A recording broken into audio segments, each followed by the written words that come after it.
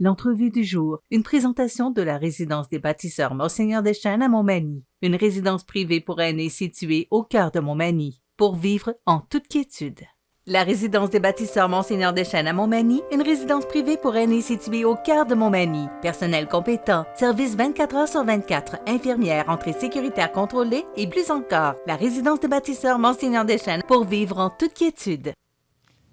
Mes prochaines invités, je suis tellement content de les recevoir. D'abord parce que je retrouve Mme Renée Hébert, qui est venue nous voir souvent, puis dans le temps où vous étiez à la Maison de l'Arc-en-Ciel. Mais d'abord, la présidente des fêtes du 375... On est mêlés, hein? C'est 375e à Montmagny, c'est 350e à Cap-Saint-Ignace. Stéphanie Bouche, bonjour. Bonjour. Et Renée Hébert, donc vous êtes présidente et coprésidente des fêtes du 350e. Et on l'a annoncé en direct la semaine dernière sur la page Facebook de CMA TV. Ça part d'où, le 350e? Bon, c'est la fondation. Moi, j'entendais dans les nouvelles la semaine dernière que c'est Jean Talon. C'est pas d'hier, là. Parlez-nous un peu de la fondation de Cap-Saint-Ignace.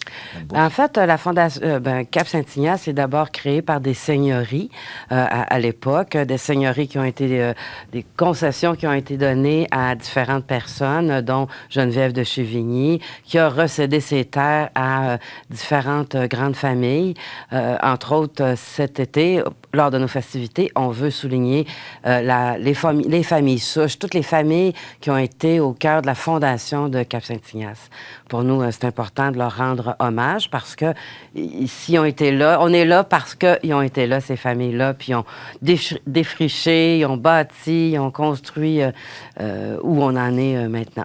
C'est important de se rappeler l'histoire parce que c'est vrai ce que vous dites, c'est qu'on n'est pas porté à parler souvent ou on est porté à oublier qu'il y a des gens qui ont passé avant nous. Si on est là aujourd'hui et qu'on a ce qu'on a aujourd'hui, c'est grâce à ces gens-là.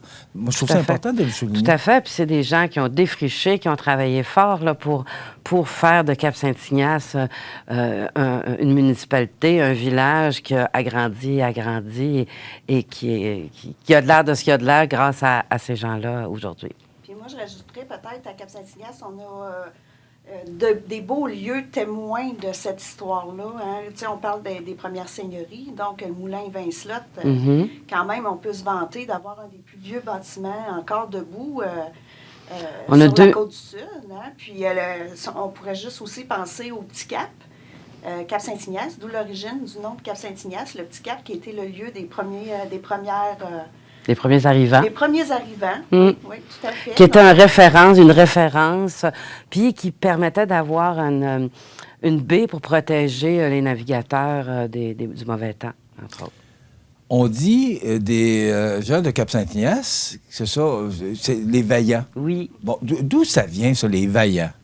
Est-ce que ça vient justement de l'origine dont vous venez de parler? Probablement. Possiblement, que c'était des gens qui étaient reconnus pour être travaillants. Mais je pense que dans chaque municipalité autour, chaque municipalité avait son patois, son surnom, c'est ça. Saint-Ignace vaillant, quand même, c'est un beau surnom. C'est flatteur, moi, de dire, se faire traiter de vaillant. Moi, je trouve que c'est flatteur. Hein? Et de là, notre slogan, on a lancé un concours dans la population pour trouver un slogan. Et finalement, ce qui a été retenu par notre équipe, c'est vaillant depuis 350 ans. Ce nom-là est important, puis ça reste, puis c'est lui qui a décidé d'être mis de l'avant. Les fêtes vont se dérouler du 1er juillet au 10 juillet. Principalement, ça va commencer oui. avant. Mais là, moi, parce que j'ai regardé votre conférence de presse en direct la semaine dernière, vous avez beaucoup d'activités. Un gros programme. Puis ça, tout n'est pas là. Tout n'est pas là. Nous autres, quand on regarde notre programme, on est surpris de notre programme. Tout à fait. On va demander du surtemps, là, parce que oui, c'est on ça. va en avoir besoin. Là. On a une vingtaine, on est une douzaine sur notre grand comité, mais il doit y avoir une vingtaine de comités à peu près qui travaillent en sous-groupe pour préparer les différentes activités qui vont être en place là, l'été prochain. On va en parler de la programmation, mais justement, parce que, bon, c'est une petite municipalité, Cap-Saint-Ignace. C'est combien d'habitants? Moins de 3200, un peu moins même. À peu près. On va dire 3200. Bon, et là, vous me dites que vous avez un comité de 12 personnes, et plus 20 personnes, et parce qu'on va en parler, il y a du matériel là-dedans. Oh oui. Comment vous allez faire pour... ça prend des bénévoles parce que c'est quand même une grosse organisation que vous faites, là. Oui, c'est une grosse organisation. On est confiant qu'on aura les bénévoles dont on va avoir besoin. Comme je disais, il y a une vingtaine de sous-comités qui travaillent à l'organisation de chacune des activités. Et puis, ben écoute, on est confiant qu'on va y arriver. Oui, tout est en branle. Les comités progressent. Puis moi, je dirais que, tu sais, on est quand même habitué de travailler. Le comité de base du 350e, on est quand même habitué à travailler ensemble pour toutes sortes d'activités, hein, les activités estivales, les activités au loisir. Donc, on se connaît puis on sait de quoi on est capable. Oui. On a fait plein de On se fait miracles. confiance au bout, là. Donc, tu sais, c'est ça, on a comme chacun nos dossiers. Donc, mais en ayant même chacun nos dossiers, on est capable de dire, bon, ben je vais aller t'aider pour telle activité. On travaille beaucoup en collaboration, puis... Oui. Ça fait combien de temps que vous travaillez là-dessus? En fait, on a commencé en 2019 avec en 2019, Ça on fait a 2 commencé. ans que vous travaillez pour... Ben oui, il faut que ça soit ouais. réfléchi d'avance. Là. OK. On n'a pas inventé ça la semaine dernière. Non, mais non, c'est pas je pour la comprends, mais c'est sûr que la 2 ans, pandémie, c'est il y a beau. eu un petit ralentissement, mais assez rapidement, on s'est mis en mode virtuel parce que avec la programmation qu'on avait, ben il fallait continuer à travailler. Donc, ça fait effectivement déjà 2 ans qu'on peaufine, qu'on met en place notre programmation. Et les idées n'arrêtent pas encore. Hein? Oui, ben, je vois le dynamisme aussi qui vous anime. Parlons-en justement de cette belle programmation. D'abord, ça commence au mois de mars. Oui. Au mois de mars, on a voulu faire un rendre hommage aux érablières, au temps des sucres. Donc, on va faire une première activité en lien avec les cabanes à sucre. Ça sera malheureusement, à cause encore de la pandémie et des risques de tout ça, une formule réinventée. Mais il y aura un repas de la cabane à sucre avec l'atmosphère qui va autour de ça, puis qui va se passer au cœur du village de Cap-Saint-Ignace. OK. Je vous laisse aller parler de... Après ça, on va avoir un banquet. On a voulu faire un banquet, rendre hommage à nos entrepreneurs, parce qu'on a plusieurs entreprises florissantes, grandes entreprises. Puis Ouais, entre autres, Paber, Prolam, oui, il y en a, qui il y en a- sont, il y en a qui sont d'autres. en là. collaboration avec nous Ouais. dans la programmation. Fait qu'on a voulu rendre hommage à nos entreprises. Donc, on va faire un beau banquet des entreprises pour vraiment les mettre en valeur, les reconnaître et qu'ils se reconnaissent entre eux aussi. Donc, ça, c'est une autre grande activité. Au mois de mai, ce qu'on a voulu vraiment laisser notre empreinte, c'est qu'il y aura la plantation de 350 arbres à travers la municipalité en collaboration avec les enfants de l'école primaire du Cap. Donc, on va planter 350 arbres pour la suite, pour laisser notre trace. La mairesse a été notre invitée, là, parce qu'elle a été réélue, puis on l'a reçue. Vous allez les planter où, ces arbres-là? Un peu partout.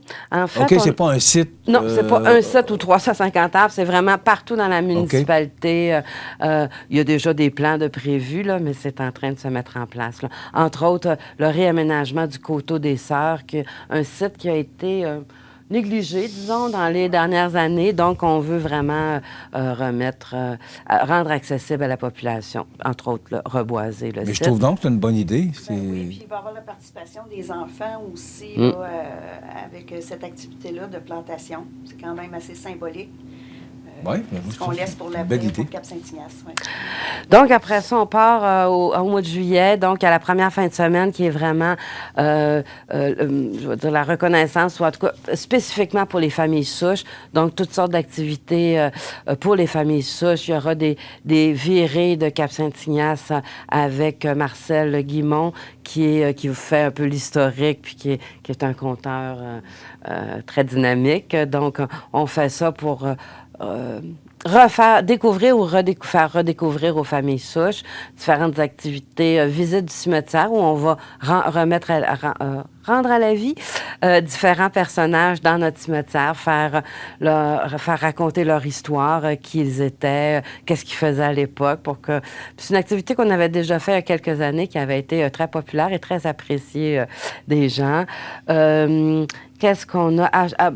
Durant la semaine, à tous les jours, il va y avoir un immense chapiteau. Donc, on a des conférences sous le chapiteau qui vont parler des Autochtones, qui vont parler des filles du roi, qui vont parler de l'expérience autochtone d'une autre façon.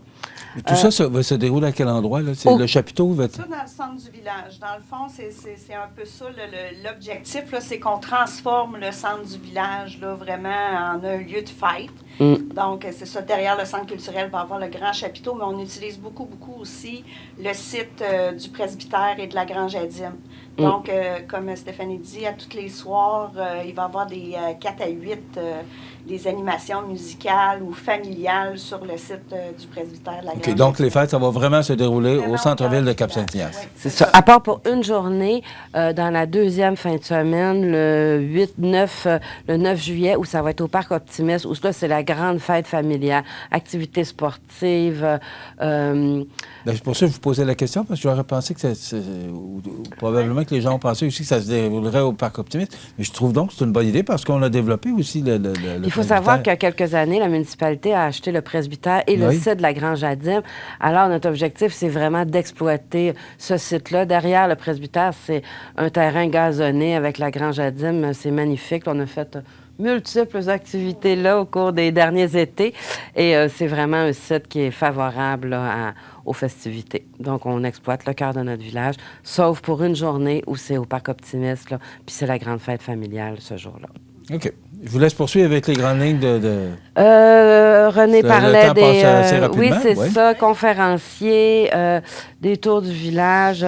Et le dimanche 10 juillet, ça va être la grande messe à l'église, bien sûr, avec des activités là encore dans l'après-midi pour toute la population. Parce que la deuxième fin de semaine, ça se veut être plus pour les gens locaux, tous les touristes, tout le monde est invité, bien sûr. On souhaite une participation en grand nombre, d'ailleurs, parce que la réussite d'une fête, c'est par la participation de la population et de leur famille et de tous les tourismes et des villages ou des municipalités autour. Puis moi, ce que j'ajouterais là-dessus, c'est que tout n'est pas détaillé sur cette programmation-là. Non. Mais pourtant, il y en a une page pleine. Là. Mais il y en aurait 2 pages recto verso. Tu vois, le 8 juillet, on a simplement mentionné spectacle à l'église, mais ça, c'est en développement. On est en train de travailler là-dessus. Ça va être vraiment un très gros spectacle. Oui. Pour l'instant... On n'en parle pas trop encore, on garde ça. Vous allez devoir nous réinviter en juin, je dirais. Je vais vous recevoir avec plaisir. Mais, pourquoi? Parce que les artistes ne sont pas connus? Ou? En fait, on est encore en train d'amalgamer tout ça, puis de déterminer, justement, les partenariats ou les artistes qui vont être là. Moi, ce que je peux vous dire sur le grand spectacle du vendredi soir, c'est que ça va beaucoup être à saveur très locale, dans le sens que ça va être des artistes locaux, peut-être même des artistes qu'on fait revenir dans le coin, qui sont plus nécessairement dans la région, mais qui ont encore le cœur vaillant, je vais dire ça comme ça. Donc, ça va se passer un peu comme ça. Il y a aussi la chanson du 350e. Notre musique est prête. C'est André Sénécal, un de nos membres, membre du comité, qui a écrit la chanson du 350e. Là, il est en train de se peaufiner. Tu sais, fait qu'on ne peut pas tout dévoiler en même temps, mais au fur et à mesure qu'on va avancer, là, on va en dévoiler un petit peu plus. Puis, j'aimerais ça qu'on parle de notre porte-parole. Oui, c'est ça, on a pensé la même chose. On pense pareil maintenant. C'est le même. C'est ça, notre porte-parole, Michael Richard. Dans le fond, on est tellement content de l'avoir avec nous. Oui, puis ça paraissait, on le sentait qu'il était heureux. C'est votre porte-parole pour les fêtes? Oui. Puis déjà, il est très actif sur les réseaux sociaux. On a bien choisi. Pourquoi vous êtes arrêté à Michael Richard? En fait, Michael, c'est peut-être pas nécessairement l'acteur le plus connu au Québec, mais c'est quelqu'un qui roule sa bosse depuis quand même plusieurs années, fait de nombreuses publicités, joué dans des films, des seconds rôles ici et là. Mais c'est quelqu'un qui maîtrise quand même assez bien l'art du vidéo, l'art de la communication. Puis c'est un petit gars du Cap. Fait que, Surtout pour ça. C'est ça. Donc, puis lui aussi, il a la vaillance au cœur. Fait que, puis très fier de sa municipalité. Donc, on ne pouvait pas mieux choisir comme porte-parole. On est très, très Il ne contents pouvait pas de être ça. présent de votre conférence de presse, mais on sentait là, qu'il y avait beaucoup d'enthousiasme dans sa voix. Lui aussi, il va nous en dévoiler au fur et à mesure. Il y a plein de petites surprises, des capsules vidéo historiques avec une petite touche d'humour tout au long de l'année. Là, on va pouvoir en dévoiler peu à peu. Ça va être vraiment le fun. Une programmation comme ça coûte cher. Oui. Et là, vous avez quoi, des partenaires? C'est la municipalité? Ou vous avez des subventions? Comment?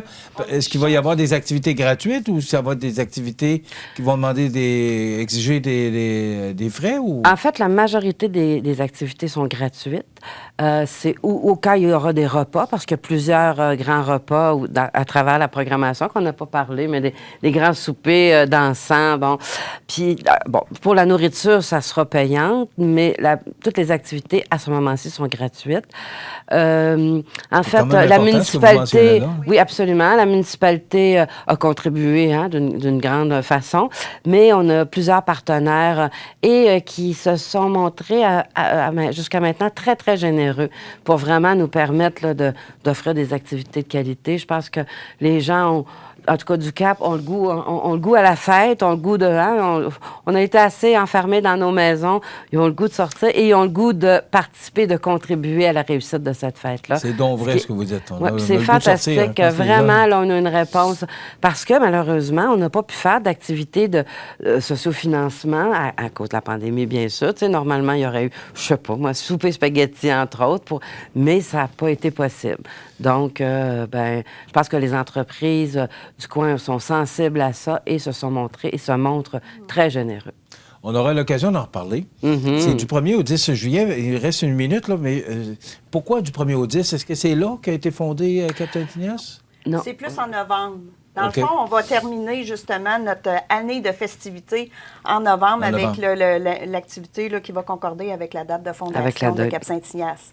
Mais du 1er au 10 juillet, parce qu'on trouvait que ça s'insérait bien dans la période estivale, dans un moment où est-ce que, c'était peut-être plus propice pour avoir et les gens de la population et les touristes, les visiteurs, parce que comme on a plusieurs familles souches, on s'attend qu'on ait des visiteurs qui viennent de l'extérieur. Puis on va se souhaiter du beau temps. Oh, oui. C'est commandé, c'est déjà commandé du soleil. C'est qui est sur le dossier météo? Moi. Merci beaucoup d'avoir été avec nous. On va suivre ça, puis la chanson, vous viendrez nous la présenter. On va venir, c'est sûr. On va se faire un plaisir de pouvoir la diffuser. Merci beaucoup. On va vous souhaiter de belles fêtes. Ça commence officiellement...